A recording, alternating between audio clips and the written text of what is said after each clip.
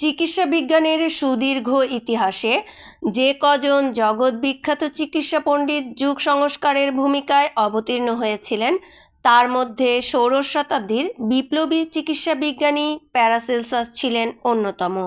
ষোড়শ শতাব্দীর গোড়ার দিকে প্যারাসেলসাস বিসদৃশ্য চিকিৎসা নীতিকে বর্জন করে হিপোক্রেটসের সদৃশ্য চিকিৎসা নীতিকেই একমাত্র সঠিক আরোগ্য নীতি হিসেবে চিকিৎসক সমাজের সামনে তুলে ধরেন।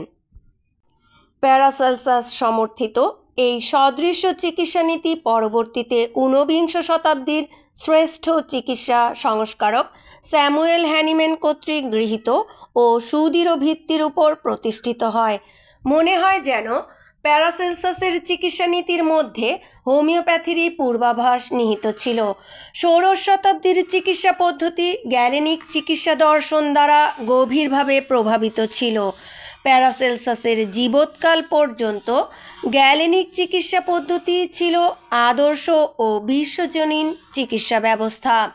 প্যারাসেলসাস মনে করতেন উচ্চ ডিগ্রি, বাগ্মিতা, বহুভাষা জ্ঞান, বিস্তৃত অধ্যয়ন ইত্যাদি বাঞ্ছিত গুণ হলেও কারো জন্যই তা চিকিৎসক হওয়ার ক্ষেত্রে যথেষ্ট নয়। এজন্য যা প্রয়োজন তা হলো চিকিৎসাশাস্ত্র এবং এর নিগূঢ় তত্ত্ব ও তথ্য সম্বন্ধে পরিপূর্ণ ও বাস্তব জ্ঞান। ঔষধসত্তা বা আরকানা বলতে প্যারাসেলসাস একটি বস্তুর অন্তর্নিহিত আরোগ্যকারী গুণকে বুঝাতেন।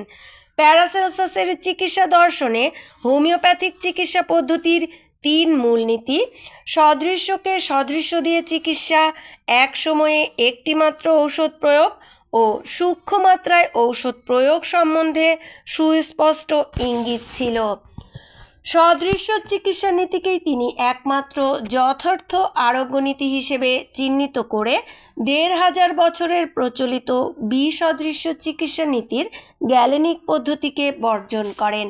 তার মতে মানুষের আভ্যন্তরিক জৈবিক সত্তার মধ্যেই রোগের প্রতিরোধ ও আরোগ্যকর ক্ষমতা বিদ্যমান। এছাড়া তিনি মনে করতেন যে রোগের প্রকৃতির মধ্যেই আরোগ্যের বৈশিষ্ট্য নিহিত, ফলে যেভাবে মানুষ রোগাক্রান্ত হয় সেভাবেই তাকে আরোগ্য করা উচিত। এ ব্যাপারে তার বক্তব্য ছিল, যেখান থেকে রোগের উৎপত্তি সেখানেই আরোগ্যের সূত্রটিও নিহিত। রোগ ও আরোগ্য একই ধরনের উৎস থেকে আসে। স্বাস্থ্যের যেদিকে গতি, রোগেরও সেই দিকেই গতি। কখনো একটি উত্তাপ বিশিষ্ট ব্যাধিকে শৈত্য বিশিষ্ট ঔষধ দ্বারা বা শৈত্য বিশিষ্ট ব্যাধিকে উত্তাপ বিশিষ্ট ঔষধ দ্বারা আরোগ্য করা যায় না, বরং সর্বদা সদৃশ্যকে সদৃশ্য দিয়েই আরোগ্য করতে হয়।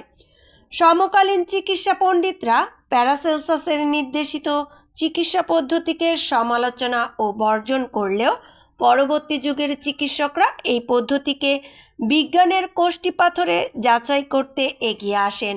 অবশেষে বাস্তব পরীক্ষা ও পর্যবেক্ষণে প্যারাসেলসাসের চিকিৎসা নীতি যথার্থ প্রমাণিত হলে সপ্তদশ শতাব্দী থেকে সমগ্র ইউরোপবাসী তার অনুসারী এক বিরাট চিকিৎসক সম্প্রদায় গড়ে ওঠে।